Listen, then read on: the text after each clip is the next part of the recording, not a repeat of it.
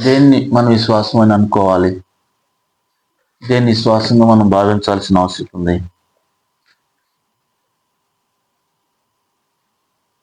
విశ్వాసం అంటే నమ్మటం. ఏంటి విశ్వాసం అంటే? నమ్మటం, విశ్వసించటం.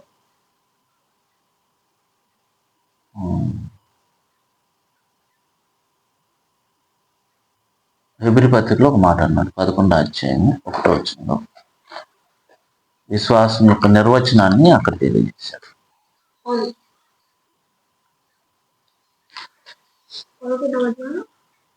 1వ వచనం, విశ్వాసం అనున్నది నిరీక్షింపబడి వాటి యొక్క నిజ స్వరూపమును అదృశ్యమైనవి ఉన్నవి అన్నటకు ఆధారమునై. అంటే విశ్వాసము అనేది కనిపించని వాటిని నమ్మడం, అదృశ్యమైన వాటిని నమ్మడం. అప్పుడు మన విశ్వాసం ఏంటి? అదృశ్యమైన వాటిని నమ్మడం అని అంటే, లేదా కనిపించిన వాటిని విశ్వసించడం అని అంటే ఏంటి మన విశ్వాసం? అదృశ్యమైనవి ఉన్నవి అంటకు ఆధారం విశ్వాసం. విశ్వాసమే ఆధారం. ఏంటిది విశ్వాసం? ఆధారం. దేనికి ఆధారం విశ్వాసం?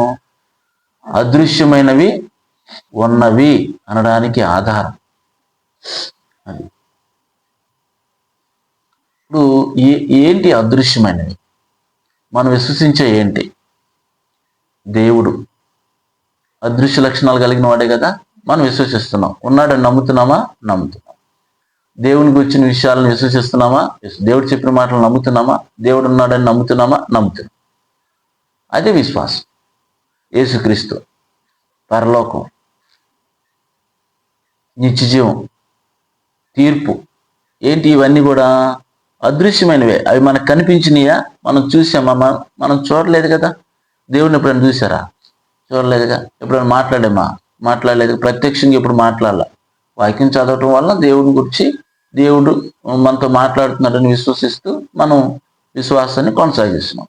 కాబట్టి ఇప్పుడు మనం విశ్వాసం అని అంటే కనిపించని వాటిని నమ్మడం, లేకపోతే అదృశ్యమైన వాటి మీద విశ్వసించడం. అప్పుడు ఏంటి మన విశ్వాసం? ఏంటి అసలు? దేవుడు మన విశ్వాసం. ఎవరు మన విశ్వాసం? దేవుడు.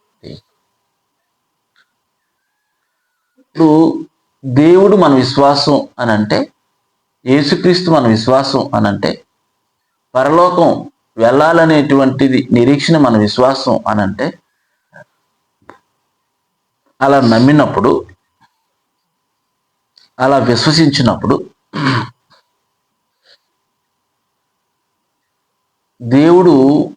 దేవుణ్ణి నమ్మడం అని అంటే ఏంటి అసలు?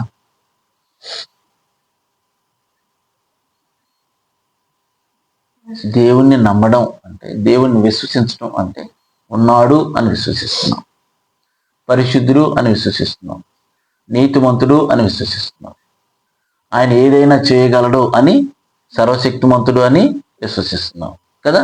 ఆయన సర్వాంతర్యామి అని విశ్వసిస్తున్నాం, సర్వజ్ఞాని అని విశ్వసిస్తున్నాం.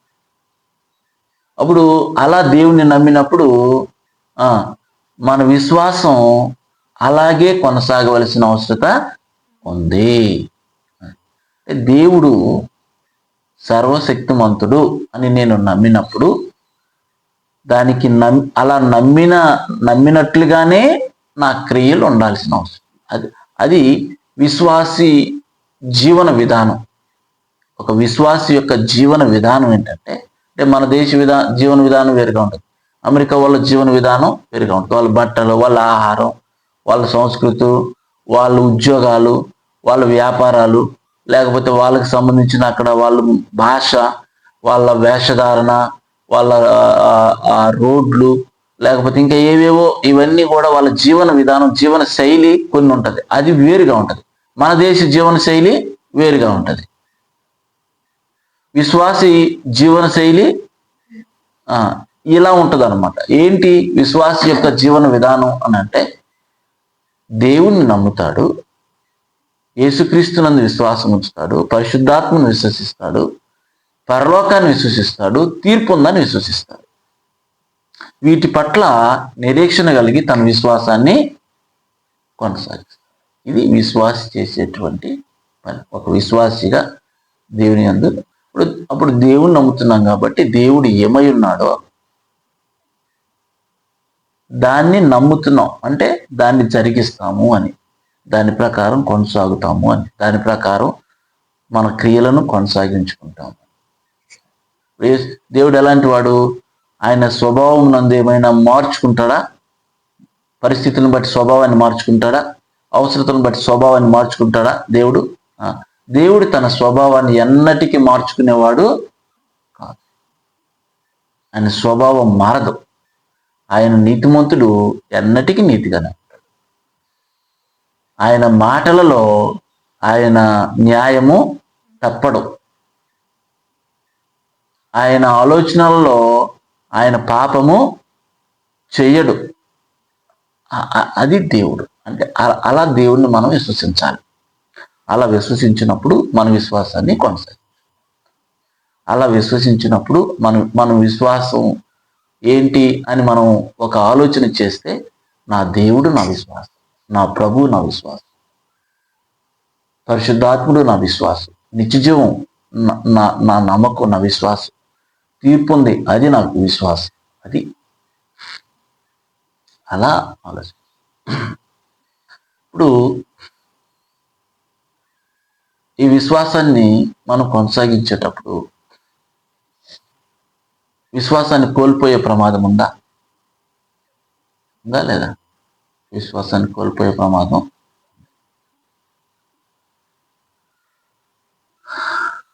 అబ్రహాము దేవుని మీద విశ్వాసం ఉంచాడా? ఉంచాడు.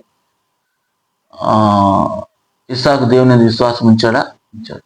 దావీదు దేవుని మీద విశ్వాసం ఉంచాడా? సొలొమోను దేవుని మీద విశ్వాసం ఉంచాడా? యోబు దేవుని మీద విశ్వాసం ఉంచాడా?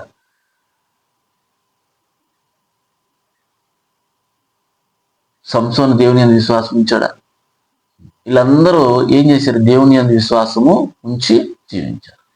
అబ్రహాము దేవుని మీద విశ్వాసం ఉంచినప్పుడు ఆ విశ్వాసాన్ని కొనసాగించాడా? ఫెయిల్ అయ్యాడా? కొనసాగించాడు. సొలొమోను దేవుని మీద విశ్వాసం ఉంచినప్పుడు ఆ విశ్వాసాన్ని కొనసాగించాడా? ఫెయిల్ అయ్యాడు.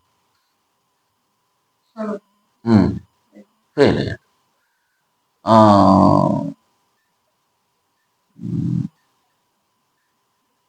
యాకోబు దేవుని మీద విశ్వాసం ఉంచినప్పుడు ఆ విశ్వాసాన్ని కొనసాగించాడా? ఫెయిల్ అయ్యాడా? కొనసాగించాడు. యోధా, ఇస్కరియోతు యోధా ప్రభునందు విశ్వాసం ఉంచి ఆయన వెంబడించాడు. ఆ విశ్వాసాన్ని కొనసాగించాడా? ఫెయిల్ అయ్యాడా? ఫెయిల్ అయ్యాడు.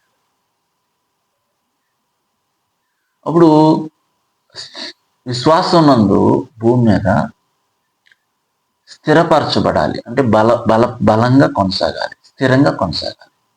ఇప్పుడు విశ్వాసం నందు స్థిరంగా కొనసాగడం అంటే ఏంటి? విశ్వాసం నందు స్థిరంగా కొనసాగడం అంటే, విశ్వాసం నందు స్థిరంగా కొనసాగడం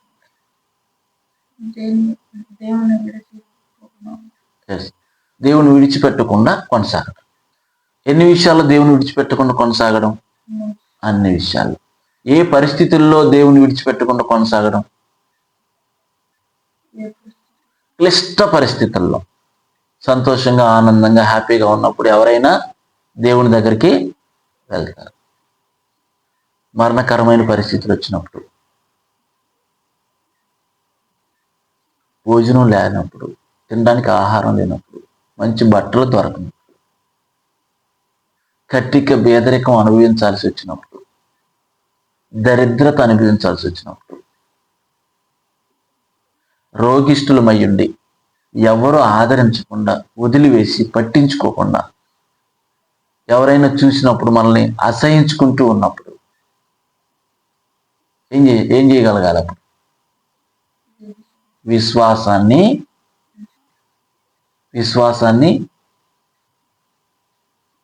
కొనసాగించాలి. ఏం చేయాలి? విశ్వాసాన్ని కొనసాగించాలి.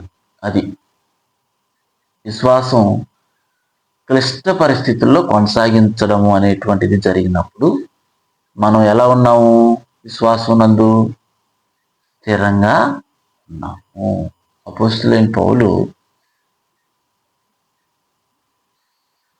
కొరింథీయులకు రాస్తూ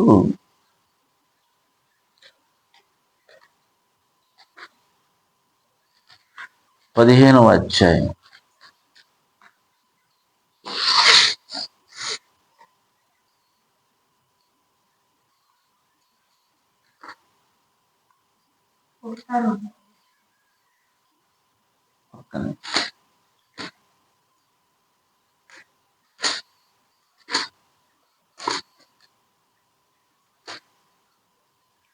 మొదటి పత్రిక 15:58.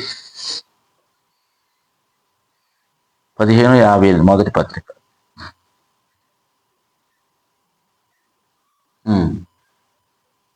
కాగా నా ప్రియ సహోదరులారా,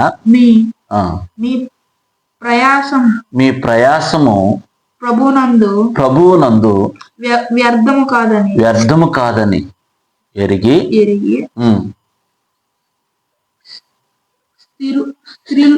స్థిరులుగా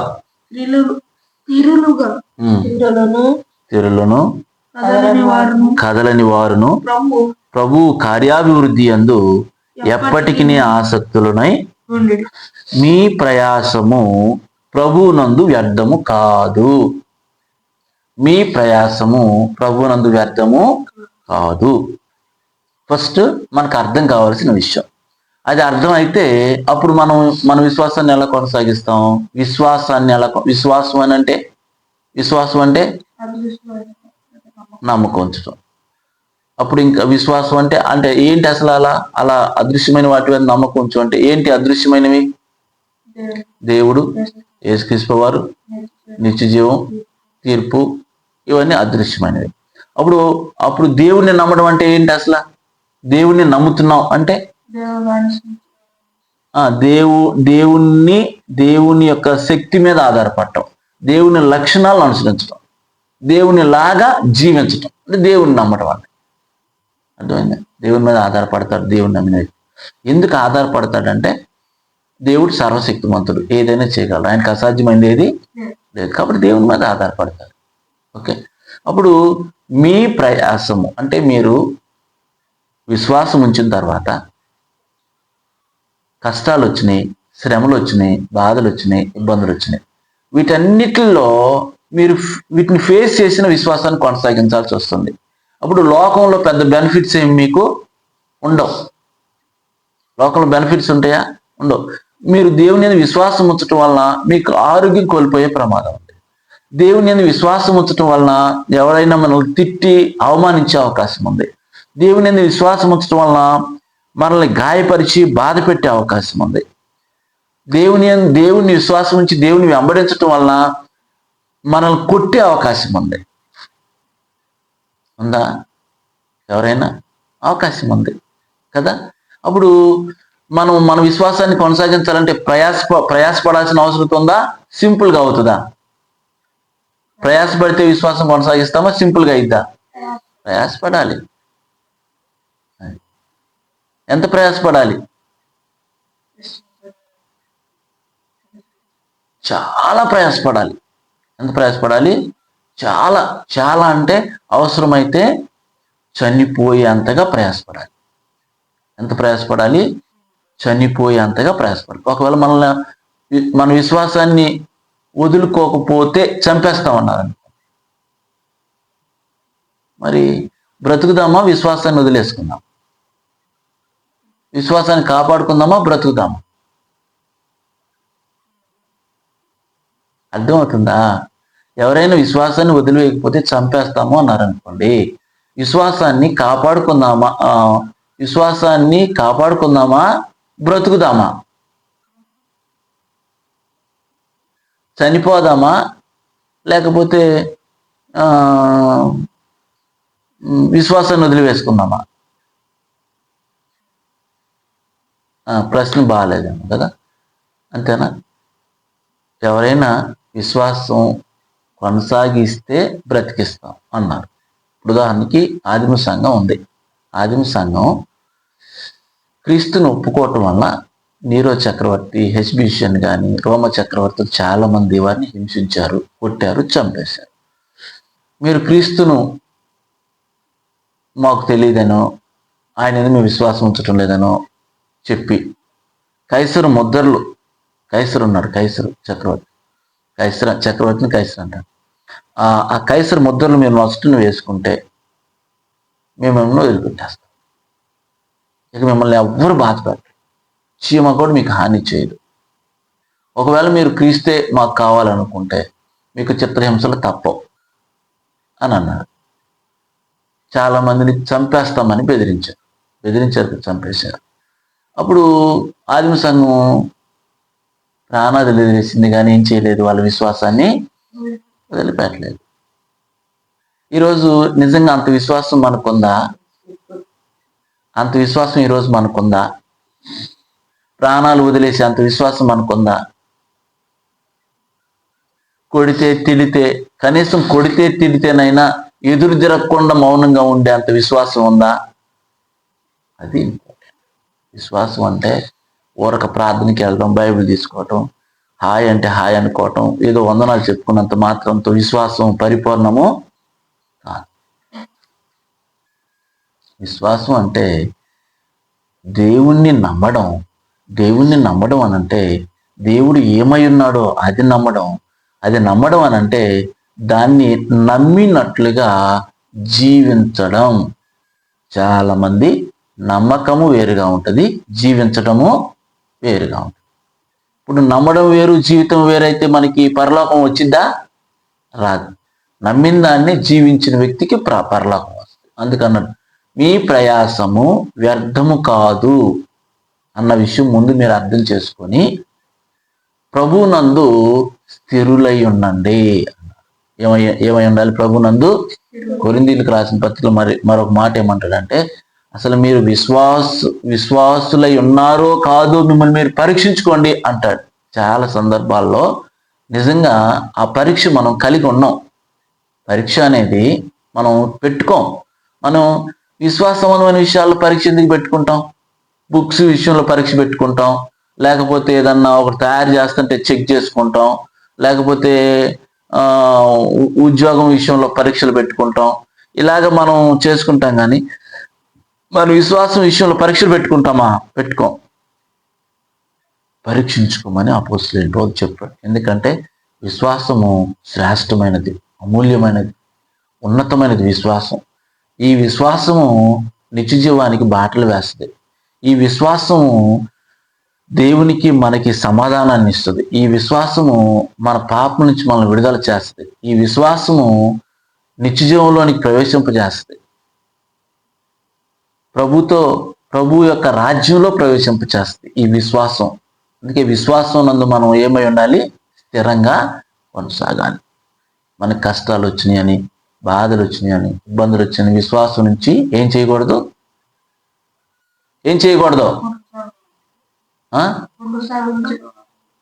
తొలగిపోకూడదు. ఏం చేయకూడదు? తొలగిపోకూడదు. విశ్వాసం నుంచి తొలగిపోకూడదు. ఏ పరిస్థితులు వచ్చినా కూడా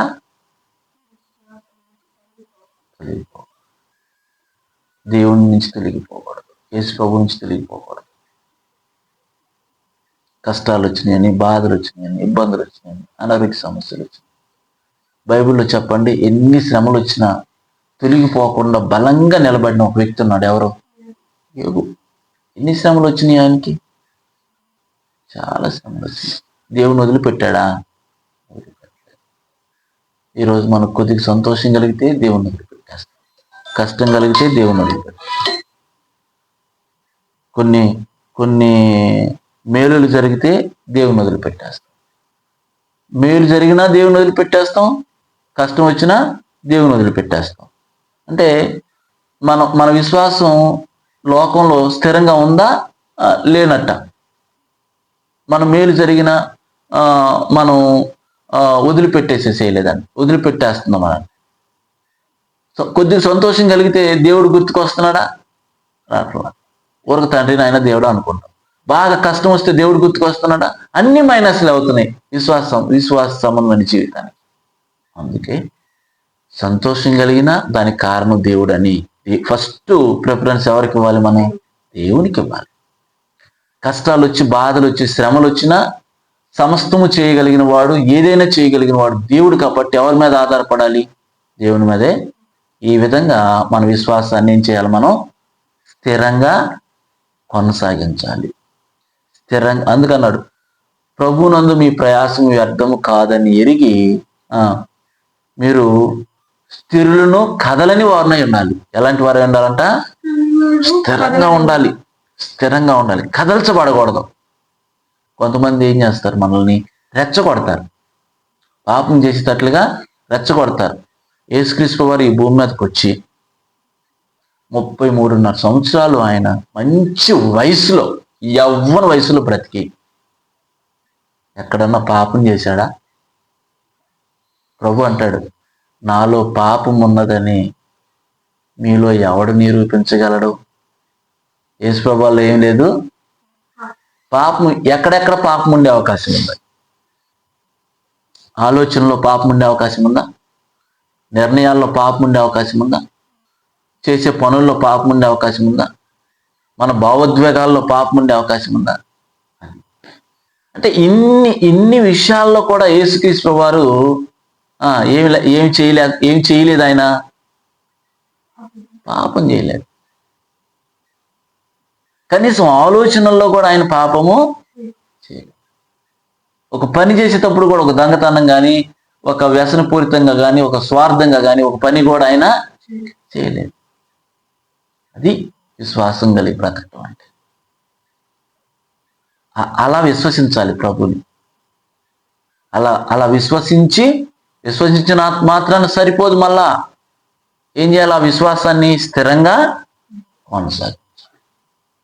ఈరోజు చాలా మంది విశ్వసిస్తారు, దేవుణ్ణి నమ్ముకుంటారు, అంతే పడిపోతారు. కష్టాలు వచ్చినప్పుడు, లేకపోతే లోకంలో కొద్దిగా డబ్బు పెరిగినప్పుడు, హోదాలు పెరిగినప్పుడు ఏం చేస్తారు? వాళ్ళు దేవుణ్ణి విడిచిపెట్టేస్తారు. మనకేం అర్థం అవ్వాలి? వీటన్నిటికంటే ప్రాముఖ్యమైనటువంటిది దేవుని యందలి మన విశ్వాసం, నిత్యజీవమునందలి మన నిరీక్షణ, ప్రభువు నందలి మన విశ్వాసం ఏంటిది? ఎన్నిటికంటే ప్రాముఖ్యమైంది?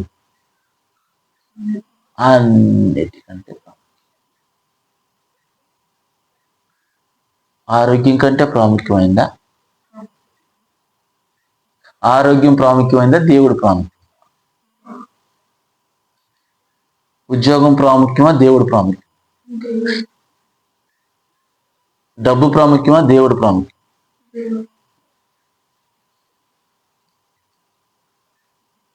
ప్రాణం ప్రాముఖ్యమా? దేవుడు ప్రాముఖ్యం? ఇప్పుడు దేవుని కోసం ప్రాణం వదలవలసి వస్తే, ఒకవేళ తీసుకెళ్ళిపోయి జైల్లో వేసేసి వాళ్ళ చిత్రహింసలు పెడుతుంటే నిబ్బరంగా ఉండాలి, ధైర్యంగా ఉండాలి. కొట్టుకోమని చెప్పాలి, చంపుకోమని చెప్పాలి, చీల్చుకోమని చెప్పాలి, వేధించమని చెప్పాలి, సిద్ధంగా ఉండాలి మానసికంగా. జైల్లో వేసేసి ఒకవేళ మీరు సువార్త ప్రకటిస్తున్నారని చెప్పేసి తీసుకెళ్ళిపోయి కొడుతున్నారనుకోండి, కొట్టుకోండి అని చెప్పాలి. కీళ్ళు ఎరగొడుతున్నారు, ఎరగొట్టమని చెప్పాలి, భరించాలి. ఎంతసేపు? అది ప్రాణం పోయేంత. మన ప్రాణం పోయిన తర్వాత మనం ఎక్కడ ఉంటాం? హాయిగా ఈ శ్రమలు, ఈ బాధలు, ఈ కష్టాలు, వమ్మో అని ఈ శరీర సంబంధమైన శ్రమలకు భయపడి దేవుని విడిచిపెట్టేసాము. అక్కడ యుగ యుగాలు ఏమనిపిస్తాం? నరకం అనిపిస్తాం. అసలు దేవుణ్ణి నమ్మినట్ట అప్పుడు మనం నమ్మడం. కాబట్టి ఈ లోకంలో ప్రభుత్వం నుంచి ఫలాలు రాకపోవచ్చు, ప్రభుత్వం నుంచి మనకు సహకారం అందకపోవచ్చు, మనల్ని కొట్టేవాళ్ళు రావచ్చు, భవిష్యత్తులో తిట్టేవాళ్ళు రావచ్చు, బాధ పెట్టేవాళ్ళు రావచ్చు. కానీ మన విశ్వాసాన్ని ఏం చేయకూడదు?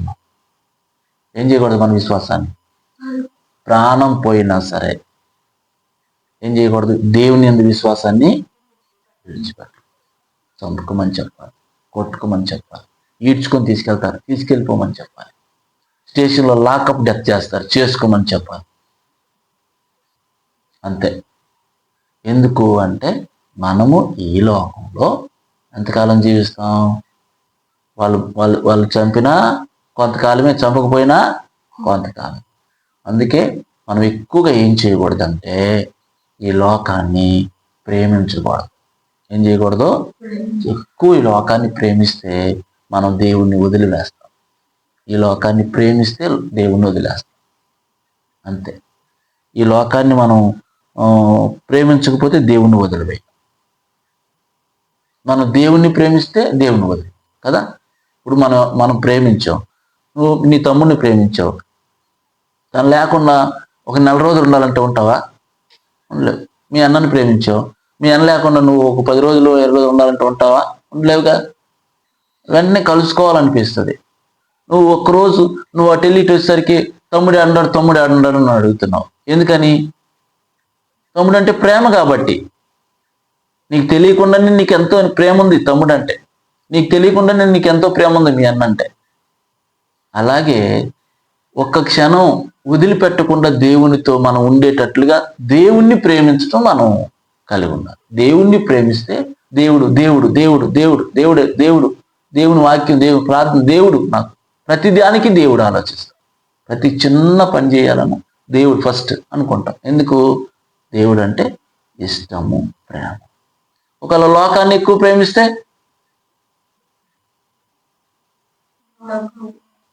లోక సంబంధమైనటువంటి వాటిని ప్రేమిస్తాం, సుఖాన్ని ప్రేమిస్తాం, లగ్జరీని ప్రేమిస్తాం, శరీరాన్ని ప్రేమిస్తాం లోకాన్ని ప్రేమిస్తే కదా. ఇంకా ఇంకా రంగులుగా జీవితాన్ని ప్రేమిస్తాం, డిజిటల్ లైఫ్ని ప్రేమిస్తాం. దాన్ని ప్రేమిస్తే దేవుణ్ణి మనం విడిచిపెట్టేస్తాం. అప్పుడు మనం శ్రమలు వచ్చినాయి అనుకో, ఈజీగా శ్రమలను ఎస్కేప్ అయిపోయి వదిలివేసేసుకుని దేవుని వదిలేసేసుకొని చాలా ఈజీగా మనం టర్న్ అయిపోయి సేఫ్లోకి వెళ్ళిపోతాం. లోకంలో సేఫ్ జోన్లోకి వచ్చేస్తాం. బిగ్ బాస్ అంటుంటాడు కదా, సేఫ్ గేమ్ ఆడుతున్నారని. మన ఎమ్మానియేలు ఎలిమినేట్ అయ్యాడని అంటే కారణం ఏం చెప్పారు? మెయిన్ కారణం సేఫ్ గేమ్లోకి వెళ్ళిపోయాడు. అంటే సేఫ్ గేమ్ అంటే ఎలా సేఫ్ గేమ్ అది అంటే, ఆయన ఆ నామినేషన్స్లోనికి రాకుండా బాగానే ఆడాడు. నామినేషన్స్లోనికి రాకుండా అతను సేఫ్లో ఉండడం వలన అతనికి ఓట్లు వేసే వాళ్ళకి అతని పరిచయం లేకుండా అయిపోయింది. ఆ ఓట్లు వేసే వాళ్ళకి పరిచయం లేకపోయేసరికి ఫస్ట్ వచ్చేవాడు కాస్త ఏమైపోయాడు? ఫోర్త్కి వచ్చేసేసాడు. ఆట ఆడాడు బాగానే, కానీ క్లిష్ట పరిస్థితులు ఫేస్ చేయడం ఇంపార్టెంట్. నామినేషన్లో ఉండి ఏం చేయాలన్నమాట? తను సాధించుకుంటూ రావాలా. మొదటి నుంచి నామినేషన్లో ఉండి సాధించుకుంటూ రావాలా. ఆ ఓట్లు వేసే వాళ్ళకి తెలిసిపోద్ది కష్టపడుతున్నాడని. ఇతను బాగా ఆడినా కూడా, తెలిసినా కూడా జనాలకి అది ఆ ఓట్లు వేసే ప్రాసెస్ కానీ ఓట్లు వేయడం కానీ తెలియలేదంట. అందువల్ల అతను లాస్ అయిపోయాడు. ఓకే, అంటే మనకి ఎందుకు ఆ విషయం మనం ఆలోచన చేస్తున్నాం అంటే, ఈరోజు మనం కూడా కష్టపడితే, శ్రమ పడితే, ప్రయాసపడితే నిత్యజీవం. ఊరకనే నిత్యజీవం అనేది రాదు. ఊరకు బైబిల్ పట్టుకొని ఆనందంగా పాటలు పాడుకొని, ఆనందంగా వాక్యం చెప్పుకొని, ఆనందంగా భోజనం చేసుకుంటే నిత్యజీవము రాదు. మనం అనుకుంటాం హాయిగా వెళ్ళి ఏసీలో కూర్చొని ఆరాధన చేసుకొని వచ్చేస్తే పరలోకం వచ్చేసి, అలా రాదు.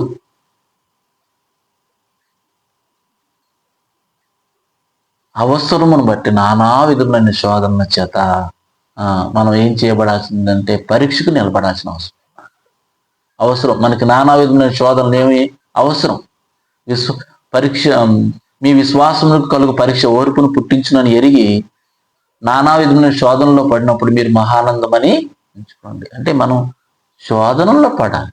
శోధనలు వచ్చినప్పుడు ఏం చేయాలి? మనం శోధనలు వచ్చినప్పుడు తప్పించుకుందామా? అది దృఢంగా, బలంగా, స్థిరంగా కొనసాగాలి. కాబట్టి మన విశ్వాసం ఏంటో ఆలోచన చేశాం. మన విశ్వాసంలో ఎలా స్థిరంగా ఉండాలో మనం ఆలోచన చేశాం. అలాగే మన విశ్వాసాన్ని మనం కొనసాగిస్తే పరలోకంలో శాశ్వతంగా ఎలాంటి పరిస్థితుల్లో మన విశ్వాసం కొనసాగించాలో మనం ఆలోచన చేశాం. ఎంత క్లిష్ట పరిస్థితులు వచ్చినా సరే, మన శరీరాన్ని ఇలా చీల్చుకుంటూ వెళ్ళిపోయినా సరే, రక్తం కారుతున్నా సరే, మన ముందు ఒక వ్యక్తిని ఖడ్గంతో శిరస్సు నరికేసినా సరే, మన ముందు ఒక 2-3 అలా శిరస్సు నరికేశారనుకో, మనం విశ్వాసాన్ని కొనసాగించగలుగుతామా? బేంబేలెత్తి పారిపోతాం. కానీ కొనసాగించాలి. అందుకు మనం ఈరోజు విశ్వాసంలో మనం దేవుని వాక్యాన్ని నేర్చుకుంటున్నాం. మన ముందు ఒక వ్యక్తిని కత్తితో నరికేసాడనుకో శిరస్సు, బాహుబలి చూస్తాను, దాంట్లో ఏం చేశాడు ఆ ఒక వ్యక్తి? నరకాల్సింది వేలు కాదు, తల. నరికేశారనుకో, అప్పుడు ఏమైంది? మనం చూస్తూ ఉన్నాం, ఇలా క్రీస్తుని విశ్వసించిన వారి తల ఇలా నరికేస్తామని నరికేసుకుంటూ వెళ్తున్నారు. అప్పుడు మనం ఏం చేస్తాం? ముందు తప్పించుకోవడానికి ఏదో ఒక అబద్ధం ఆడేసేస్తారు. యేసుక్రీస్తు నాకు సంబంధం లేదు అని అద్దామా?